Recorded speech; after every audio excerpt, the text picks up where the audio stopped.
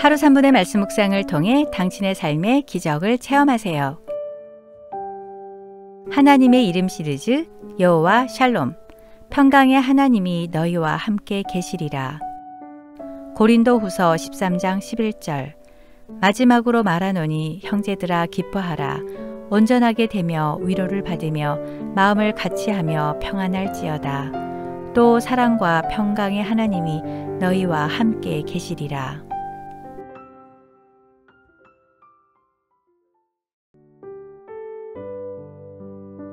어떤 청년이 행복한 사람이 되기 위한 갖추어야 할 목록을 종이에 적어 보았습니다.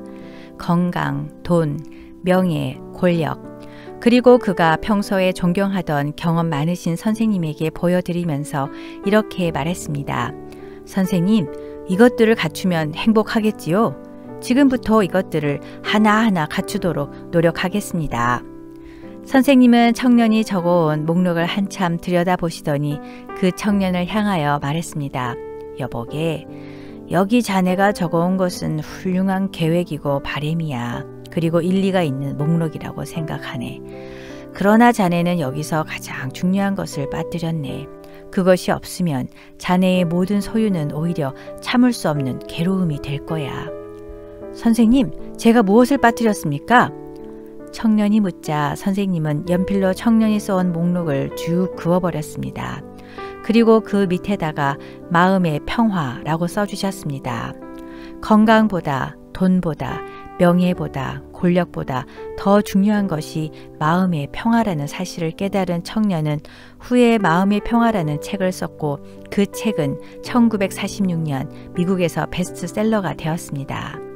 그 청년의 이름은 조슈아 리브만입니다. 데살로니가 후서 3장 16절. 평강의 주께서 친히 때마다 일마다 너희에게 평강을 주시고 주께서 너희 모든 사람과 함께 하시기를 원하노라. 현대인들 중 많은 사람들이 불안장애, 공포장애, 공황장애, 강박장애 등으로 불면증, 우울증으로 고통을 당하고 있습니다. 불안의 노예가 되고 부정적으로 생각하고 마음의 여유가 없어 분주하고 작은 일에도 화를 내고 불평이 극에 달하여 분노를 참지 못해 아무에게나 표출하고 자기 자신조차도 믿지 못합니다. 돈을 벌 수 있어도 평안을 벌 수는 없습니다. 출세를 얻어낼 수는 있지만 평안은 탈취하거나 쟁취할 수 있는 것이 아니요 싸워서 얻을 수 있는 게 아닙니다. 어거스틴은 내가 하나님을 발견하기까지는 그 어디서도 참 평안을 얻을 수 없었노라 라고 말했습니다. 평강은 하나님이 주관하십니다. 하나님이 친히 때마다 평강을 주셔야 평안을 누릴 수 있습니다. 사사기 6장 23절에서 24절. 여호와께서 그에게 이르시되 너는 안심하라. 두려워하지 말라. 죽지 아니하리라 하시니라. 기드온이 여호와를 위하여 거기서 제단을 쌓고 그것을 여호와 샬롬이라 하였더라. 그것이 오늘까지 아비에셀 사람에게 속한 오비라에 있더라. 여호와 샬롬, 평강의 하나님이란 의미입니다. 히브리어 샬롬은 평강, 평화란 멋진 단어입니다. 평강이라는 말에는 두 가지가 있는데 팍스와 샬롬이 그것입니다. 팍스는 로마인들이 추구하는 평화로 물질적인 만족감이나 법, 힘으로 세상을 평정하는 것을 의미합니다. 로마는 이런 평화를 실현하기 위해 온 힘을 다해 넓은 땅을 정복했고 지배했습니다. 로마는 하루도 피를 흘리지 않는 날이 없었고 결국 그 힘과 물질에 의해 망하고 말았습니다. 이에 반해 샬롬이 의미하는 평화는 내적이며 정신적인 것입니다.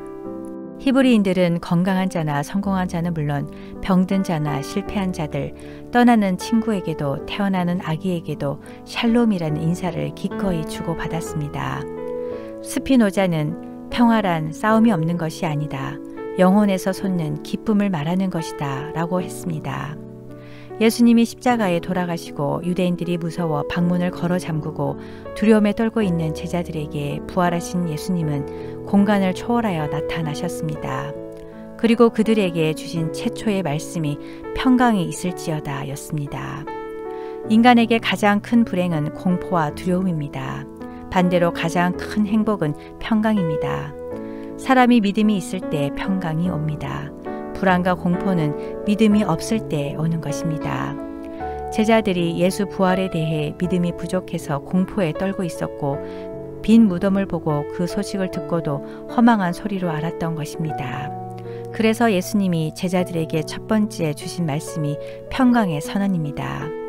하나님의 평강, 즉 샬롬을 회복하기 위해서는 어떻게 해야 할까요? 먼저 주 안에서 기뻐해야 합니다. 빌립보서 4장 4절, 주 안에서 항상 기뻐하라. 내가 다시 말하노니 기뻐하라. 세상 사람들은 기뻐할 일이 있어야 웃지만 바울은 감옥에서 처형을 앞두고도 기쁨을 잃지 않았습니다. 죽음도 바울의 기쁨을 빼앗을 수 없었습니다. 그 비결이 바로 주님의 기쁨이 있었기 때문입니다. 예수 믿는 사람들의 기쁨은 기준이 자기가 아닙니다. 자기가 기준인 기쁨은 그때뿐 일시적일 뿐입니다. 그런 기쁨으로 얻은 샬롬은 이내 사라지고 금방 다른 근심거리가 생깁니다. 우리의 기쁨은 주 안에서 기뻐하는 것입니다. 이 기쁨은 사그라지지 않고 항상 있으며 샘처럼 솟아납니다. 그래서 마르지 않습니다. 만약 예수님을 믿었는데도 기쁨이 없거나 사라졌다면 그것은 욕심 때문입니다. 내가 기쁨의 주인이 되어 있기 때문입니다. 주 안에서의 기쁨은 주인공이 하나님이십니다. 하나님의 평강, 샬롬을 회복하기 위해서는 또 어떻게 해야 할까요? 다음 편에서 이어집니다. 평강을 주시는 하나님 아버지, 주님의 말씀 안에서 주님이 부어주시는 놀라운 능력으로 평강이 넘치는 행복한 삶을 살게 하소서. 걱정, 불안, 두려움을 예수 그리스도의 이름으로 다 떨쳐버리고 기도와 간구를 통해 기쁨으로 누리게 하소서. 저의 생각과 마음을 지켜주시고 세상이 줄 수 없는 참 기쁨과 참 평안을 누리게 하소서. 예수님 이름으로 기도드립니다. 아멘.